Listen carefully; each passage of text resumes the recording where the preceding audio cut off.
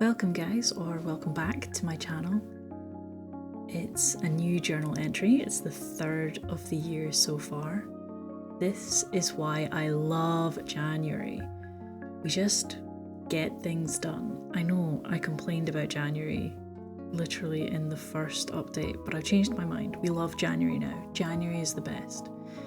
Now there's no way I'm going to be able to keep this pace up right throughout the year, but I do love that I've already created a bit of a buffer for myself for the remainder. That's just perfect. Now, this is the first book of the year, which is super exciting, although I'm not sure if this was the correct book to start the new year off with. So clearly in a start as you mean to go on type of way, I decided the first book I had to read this year was The Goodbye Cat by Hiro Arikawa. Now, I don't think I was quite ready for the emotional damage that came along with this book, but I looked at my TBR, it was on my must-reads list. It was quite a short book, so I thought, why not? What's the worst that can happen? Has my mental well-being suffered as a result? Absolutely. Do I regret it at all? No. I cruised through this in 2 days. I started literally as the bells hit on New Year's Eve. And for how soul-crushingly sad this is in parts, it was a surprisingly easy read. And while there were parts that made me cry, there were also parts that just made me smile and laugh, genuinely filled me with joy. I was very tempted to add this to my reading challenge for the non-human protagonist, but I didn't feel that it was consistent enough in its narration to warrant it. I'm sure there'll be other books down the line that fit this better though.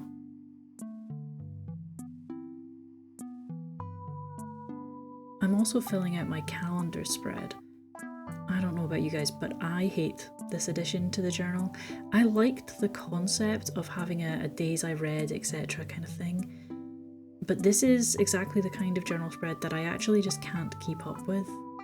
And I think the second that I do fall behind on it, I'll just end up ignoring it altogether.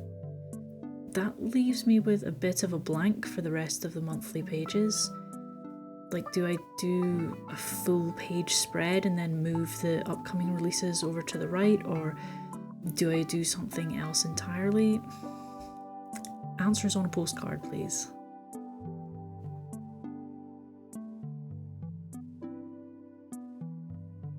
So The Goodbye Cat is a collection of 7 short stories exploring the bonds between cats and their humans.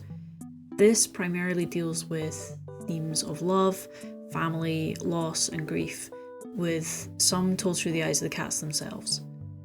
We have the story of Kota, trying to find a way to spend his next life as a spirit so he can be with his human family for the rest of their lives. We have the story of Spin, who is rescued from a recycling bin and who teaches a new father how to parent. There's the story of Ten, who for some puzzling reason becomes completely devoted to an uncaring dad. The story of a colony of cats on an island with valuable lessons in family and love. The diary entries of a woman who is repeatedly visited by a cat in the night. And then the stories of Hachi and Nana, who teach us of love and of loss. All 7 of these stories are beautiful in their own right. My particular favourites were the title story, The Goodbye Cat, with Kota as our protagonist. He gains incredible wisdom as he ages, and yet he remains as completely naive as he was as a kitten.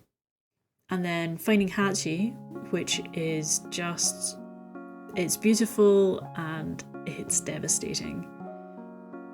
There were definitely times where I wasn't sure that I could keep on reading, as some of these stories really hit the nail on the head when it came to grief. And with some story titles like Life is Not Always Kind, it definitely took some mental fortitude to persevere and read all of them. That's not to say that they were unenjoyable, on the contrary, I loved all of them, but as a pet owner and as someone who has gone through the loss of pets both at the end of their lives and far too early, there were story beats that hit really close to home and that resonated really hard with me.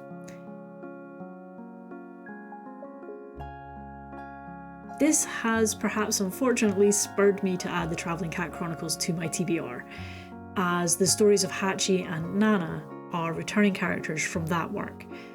However, that read is probably a while away, because I'm going to need some serious time to recover first.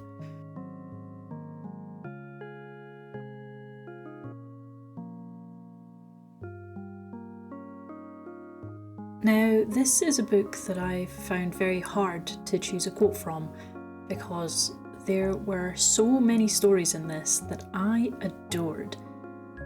For the first time ever, I went through and I put post-it notes around quotes and sections that I really liked, so I could find my favourite moments easily afterwards. I narrowed it down to 3, but the quote that came out on top was one that I felt captured the sometimes bittersweet feeling that comes alongside loss.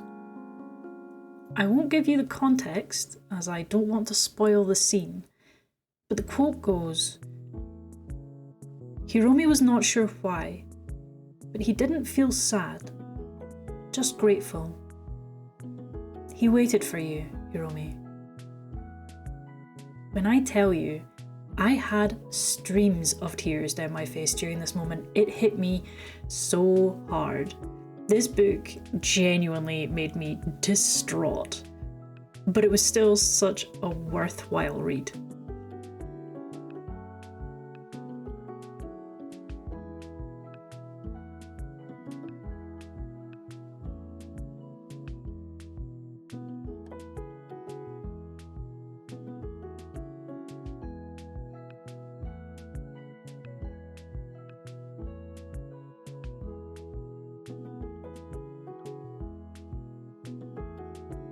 I'm still trying to decide what I like for the layout here, and I'm not happy with it yet. It's too messy, it's too all over the place. I do want the information, but it just looks rushed, which I hate. I also find it very frustrating that the sizes of the reviews are uneven.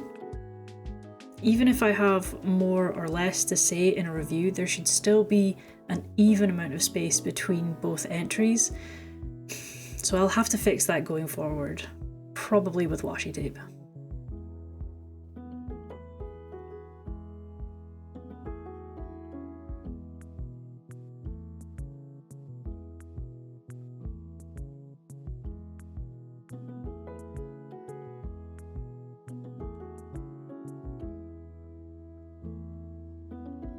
I think this is a really gorgeous collection of short stories.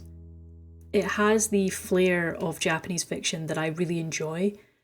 I'm sure I saw a video somewhere that described Japanese writing as calm, and I definitely agree. These stories relish in the quiet moments, the unextraordinary, the day-to-day activities that so many of us never stop to think about.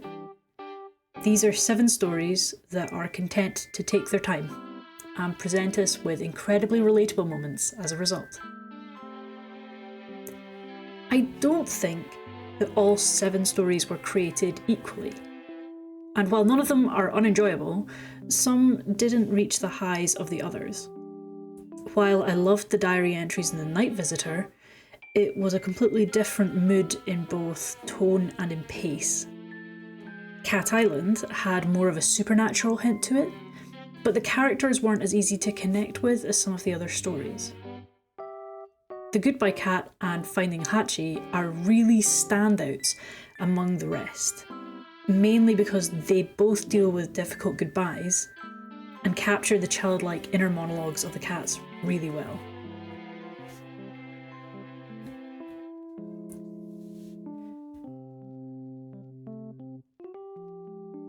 I think Arikawa managed to portray the emotional depth of the characters in these situations really well. It can be quite difficult to translate that onto the page, but the sadness and the grief that we read about is handled tastefully and with an air of authenticity that I appreciated as a reader. I felt that overall the stories were relatable, and although the language used may have been a little simple, I found it to be really easy reading that was satisfying to finish. I would honestly recommend this to people looking for more Japanese fiction. Just maybe expect to cry at least once.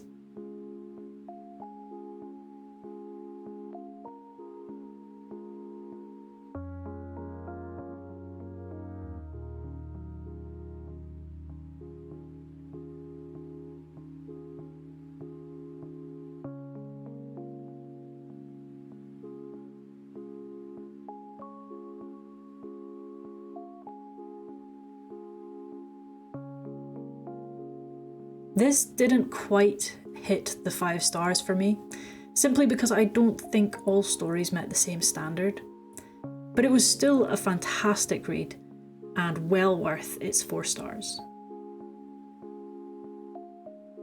Thank you so much for watching this entry, guys. If you enjoyed it, be sure to hit that like button. If you want to see more from me, you can always subscribe as well and turn those notifications on so you can see whenever I post more of my updates.